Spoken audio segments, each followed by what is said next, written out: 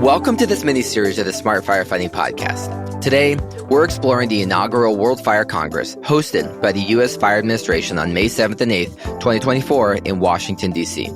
This groundbreaking event unites global fire service leaders to address critical issues such as climate change impacts, emerging technology risk, and firefighter health and safety.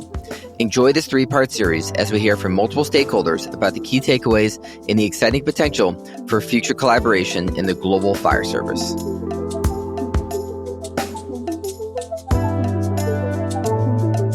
We're here at the World Fire Congress, sitting alongside the one and only Billy Goldfeder. Billy, how you doing? I'm good. Thanks for chatting for a little bit here. Of course. So, in your words, what is the World Fire Congress? Well, it's amazing, actually. Didn't know what to expect. As you can see, we've got close to 60 countries here.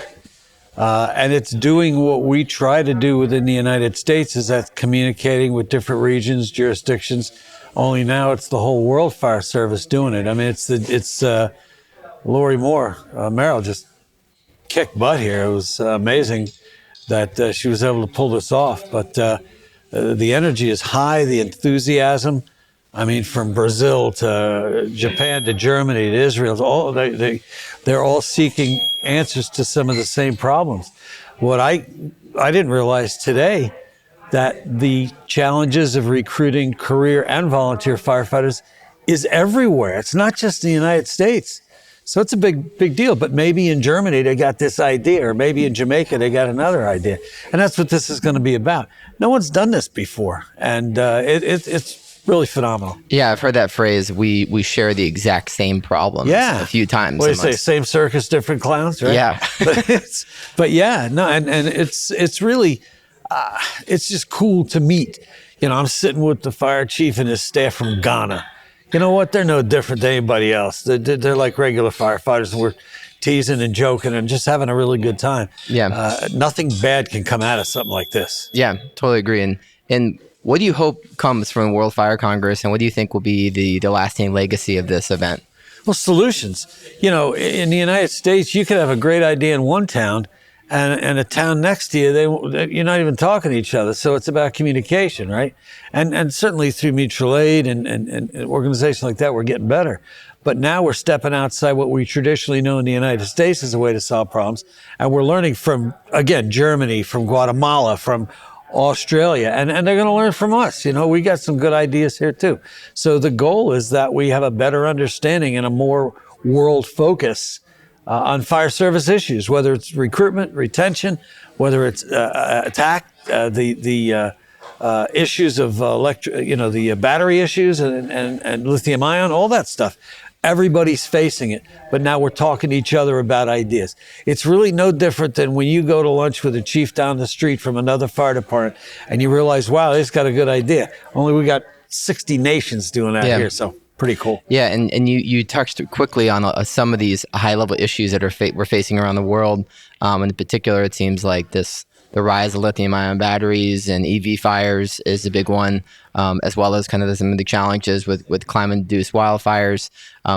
What are some of these big macro challenges that you see, and maybe even paint a picture on some ideas of solutions that you've seen that might be practical for these? Well, I mean, the tactical response and all that is one thing, but when you were talking to me, what really stuck in my head just now was terrorism. Some of these countries deal with it every day, okay? Thank God we don't have to deal with it as much, but who knows what's on the horizon. I mean, we've certainly had our share, but some of these countries are having attacks every day. Well, how do they deal with it? What can we learn from that? What is the fire response? Does fire respond? So that's really one. Also the wildland issue, the wildland interface. Again, it's really starting to take off in our country, but yet you go to other countries, they've been doing it for decades. So maybe what we've come up with is a good idea for them, and maybe what they're doing. You know, again, how do you do it? You go to conferences, you go to FDIC, you go to FRI, all these, and you say, how do you do it in your town? Well, we're doing that here, only how do you do it in your country? Mm-hmm. And it's just more opportunity to learn. The goal, the bottom line is when the bell goes off, whether it's in Ghana, Guatemala, Australia, Brazil, the troops are turning out and responding. So as long as we keep that in mind, right, how we support that, the importance of not forgetting that. At a level like this, these people are so high level, they may sometimes forget that too. But I'm hearing that discussion. What do you send on a first alarm? What's your engine company? You know, in one country, it's one person. Another country, it's 4 or 5 people. So we're all, what I hope to come from this is better understanding and a better ideas that, you know, we're not reinventing the wheel. But typically we within the United States keep it within the United States and Canada, right? But here we're going to, again, here's a fire chief from Germany. How do you do it there? He says, well, we have a different idea on how we utilize our volunteers, for example. Oh, I never thought of that. That's kind of what we're talking about here. Besides the idea of sharing best practices and moving forward as a cohesive World Fire Service, what are 1 or 2 things that you're most excited about right now in terms of the current state of the fire service, in terms of how we can continue to come together to address some of these challenges? Well, when I'm asked the question, what makes me excited these days, it's the young people. There's certainly an aura of, oh, those, you know, the young kids don't know what they're doing. That's ridiculous. These kids are smarter than we are. They embrace technology without problem, without frustration, without resistance, right? So I think that's what excites me the most is the young people. And honestly, as you look around the room today, it's not all 80-year-old people. I mean, you know, it's people who are still engaged, still involved. I mean, I met a chief from a South American country. She's 30 years old. She's running a fire brigade. It's a big deal to me. That they're showing that, you know, there's hope for the young people in this business, because a lot of times we'll hear, you know, what do these young people know and all that, and that's not the case at all. So that excites me. As far as the Congress and being here, what excites me is the idea of sharing information. Again, in a minute conversation over a Coke or a beer, you can learn that in Austria they're doing this, and you're like, I never even thought about that. That's what this is all about, is just exchanging information, developing relationships, and getting a better understanding. Again, here we go.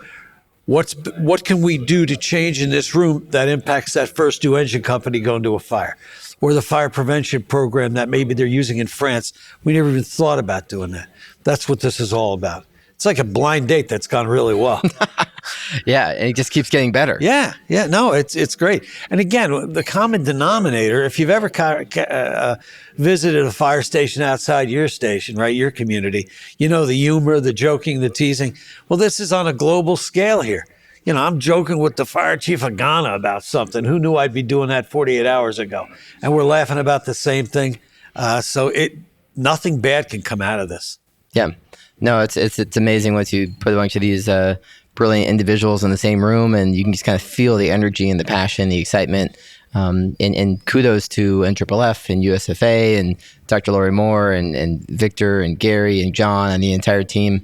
And I guess kind of 1 or 2 final questions for you of what are you working on right now? What's something that's taking up your mental bandwidth that Billy's working on? The hottest issue is everything you and I just talked about, we can't do without people.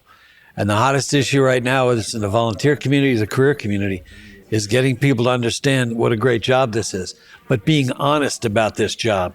We shouldn't be showing pictures of firefighters racing into burning buildings every day, because that's not what we're doing. Even the busiest metro cities is spending most of their time responding to emergency medical calls.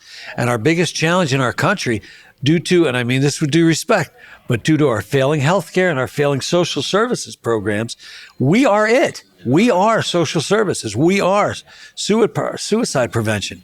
We are picking up grandma at 3 o'clock in the morning. So when we hire people, when we recruit people, we need to let them not understand what they should expect.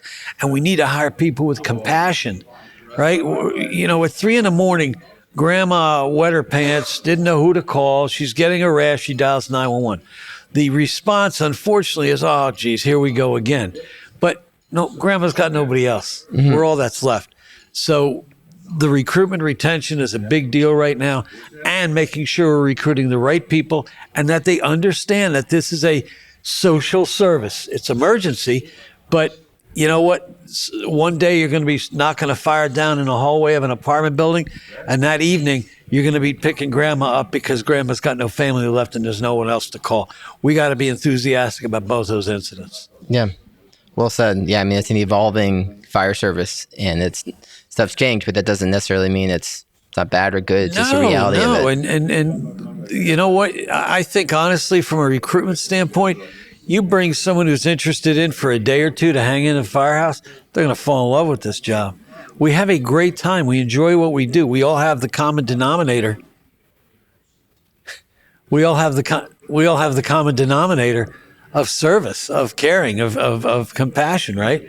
So it's a big deal. But I'm really hoping that we'll learn, again, I didn't realize that other countries were going through the same recruitment issues that we are, and they are. Yeah. So we're definitely going to be able to exchange some ideas and see who's doing what, and maybe we can come up with a better way. Yeah, right on. And if you could leave us with maybe a favorite quote or any sort of words of wisdom or a challenge or a mic drop of sorts. So if you're going to be a new officer, think of the worst officer you ever had. Don't be that way. That's my best advice for you. Okay. All right. And lastly, the most important, if I have to pick one most important focus in the fire service for every fire chief, I don't care where you're from, Austria, again, France, Germany, Israel, Jamaica, you got to focus on your company officers. Your investment is your company officers. That's where things get fixed. That's where things get prevented. And if you go back and look at any problem that your fire department has had, you'll look and you'll see it could have either been fixed or dealt with at the company officer level if we invested in that company officer. And that's probably a common denominator for most of the countries here. Probably is. And good thing that we're speaking about it and casting a spotlight on it. Yeah, good. Billy, thanks for all you're doing. Always a pleasure to catch up. And pleasure. Thanks. Take care and keep up the good work. Thank you so much. See ya. Thanks for listening to today's episode. What did you think? What did you learn? Hopefully something, right? Please reach out on social media with your thoughts on this episode and any other suggestions for future content. We look forward to capturing more important stories across public safety and are here at your service.